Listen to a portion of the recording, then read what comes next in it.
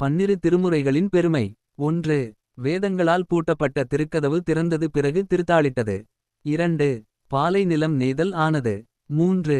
பாண்டியன் சுரம் தீர்த்து கூன் நிமிர்த்தியது. 4. தேவார ஏடுகளை தீயில் கருகாமல் பச்சையாக எடுத்தது எதிர் நீச்சல் இடவைத்தது. 5. ஆண் பனை பெண் பனையாகியது. 6. விஷத்தினால் இறந்த செட்டி பெண் உயிர் பெற்றது. 7. எலும்பை பெண்ணாக்கியது. 8. சுண்ணாம்பு காலவாயில் 7 நாட்கள் இருந்தும் உயிர் பிழைத்தது. 9. மத யானையை வலம் வரச்செய்து வணங்க வைத்தது. 10.